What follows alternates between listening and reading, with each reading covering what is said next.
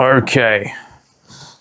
After about 20 minutes of thinking about it, I have finally decided what I want to do with the videos. What I'll do, I'll talk about my favorite highlights from the week and things I know that I need to work on, and then training footage, and then what I wanted to talk about. So first, highlights and things I want to work on. Some highlights were back squats. Back squats were huge this week. A lot of it was a big mental win. Squatted 180 kilos for 3 sets of 3. And the big important thing was to like sink down as fast as possible and stand back up as fast as possible, you know? It's just a big confidence booster. I haven't moved 180 like that ever in anything. What else? Snatches went okay on Friday. I hit 110. They looked pretty good. I hit a really ugly 115, so I know to clean that up. Just need to do more hip work, get my body more comfortable in sitting in the bottom position.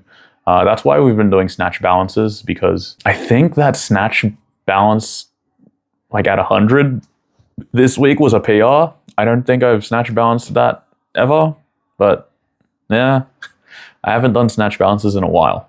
And, you know, I feel like doing that will be really helpful towards hitting my bottom position in snatches, because I do sit down a lot for work. I'm in my car for majority of the day driving around, and I'm in my office doing admin in the afternoons. And there's a lot of sitting, which is like, I have a standing desk, but I just don't use it, but I need to start using it a bit more.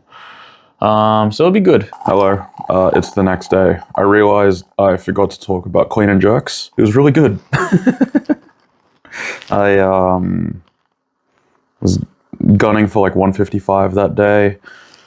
155 was the best rep of everything, better than 140, 145, and 150. And then the boys pressured me to do 161. I missed the clean, but I'm still really happy that I tried it, you know? It's a big confidence booster.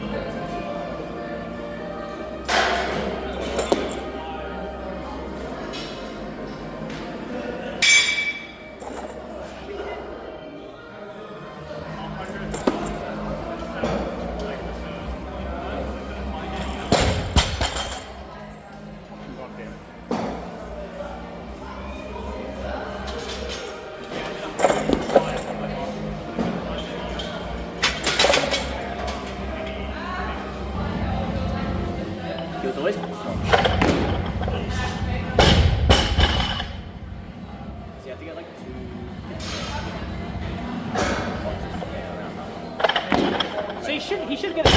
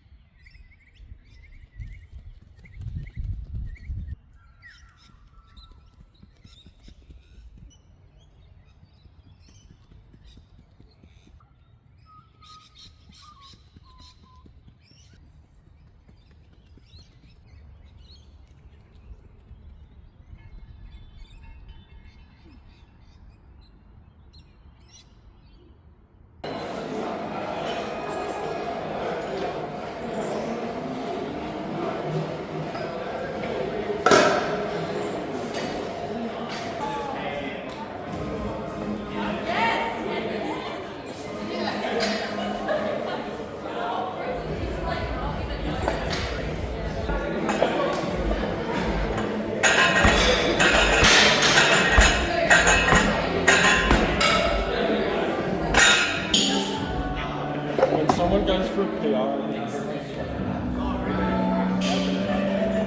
always like that about yeah, the breakdown plus sometimes they just like there are a few people that Been doing that for like 3.5 years. yeah. But I've recently added like the experience of the over 65. Yeah.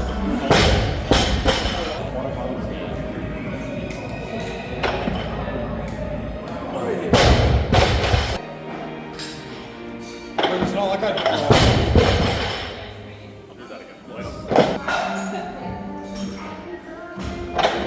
yes.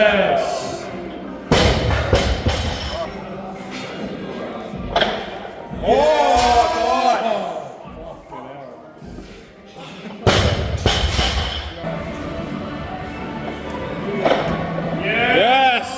Nice.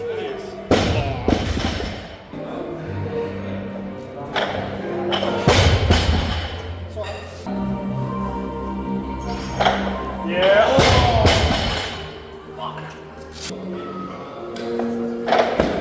Nice.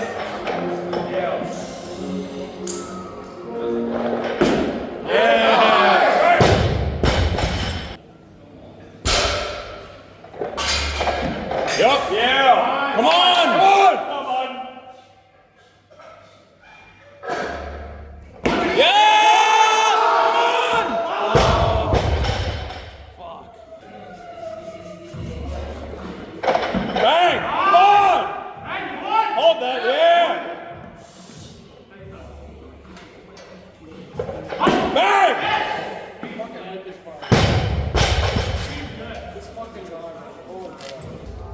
Come on, Johnny. What? Let's go, Johnny. Come on. Yeah. Come on. Bang.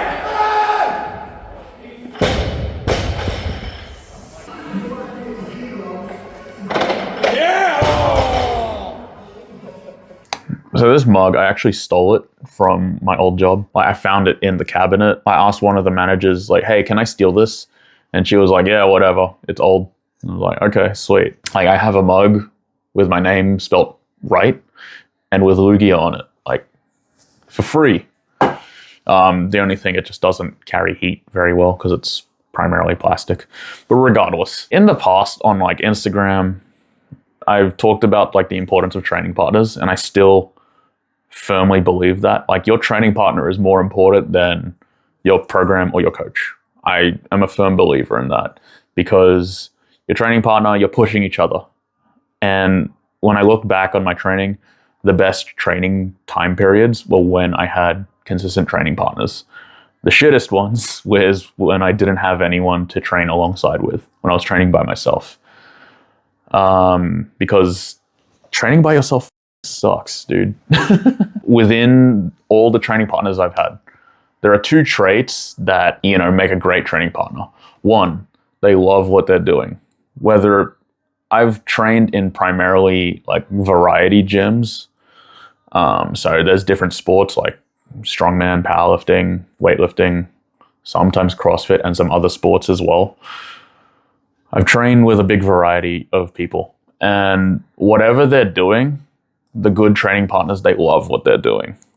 For weightlifters, they love snatching, they love cleans, they love jerks, for the most part. Obviously, there's like exceptions because of like frustration and all of that stuff, but regardless, they like and enjoy doing their sport. The second one is when they're like supporting other people, you know, because, you know, frustrations are inevitable when you're trying really hard, and it's like making sure they're doing whatever they can to, you know, support the others around them, making sure that the other people around them are enjoying what they do as well. You know, it's really that simple. On top of that, like other things, like it helps it become just a little bit competitive, but not to the point where it's like one's better than the other, you know, but it's like, I bet you can't do this kind of weight. But, you know, you go back and forth and you just make a game out of training. because I think that's where it's the most fun. And I feel like when you're having fun and enjoying the training, it becomes less like a grind or like clocking in at the office, that kind of shit. You know, it doesn't feel like something that you have to do. It's something that helps you look forward to what you're doing. So yeah, it's not enough to seek one out, whether it be a training partner or a good environment. Like, you have to be a great training partner yourself if you want a good training partner. If you're in an environment where it's relatively small, you have to like cultivate that yourself. And like, it really does matter. Your environment matters a lot. Yeah, it's just something I really think about a lot when I train, and like the peaks and valleys of my own training. Like, even before I did weightlifting, when I was doing martial arts, I would have like 2 consistent training partners, and we would push each other. We would try to make each other better. We would spar with each other a lot. And before I met those guys, I didn't have a training partner, and I really didn't like martial arts. I was just like showing up. But when I met those training partners, it just got easy to show up, you know? So yeah, it helps a lot. I think especially if you're younger, it really helps if you're just not on your phone and trying to like build other people up alongside of yourself. And I understand that not everyone wants to do that, and that's perfectly okay. But I feel like you're missing out if you're not helping another person push themselves and being pushed by another person as well that isn't your coach. Like, training partners are teammates, basically. Like, you bring each other up, and when one of you wins, you both win. It's a good feeling to see other people succeed because you play a part in pushing them to get to that level. It's really fun. It's the best part about training, in my opinion. It makes me think more about my training. A big thing, I think I talked about it in a previous video, a big thing that one of my old mentors told me was like, always, like, whenever you're not training and you're resting, but you still want to think about training, let it happen, but don't think about like the actions themselves, but like what's important to you in your training. Like, those other factors other than the actual training. Like, what can you do to make your training better? One of those things is getting a training partner.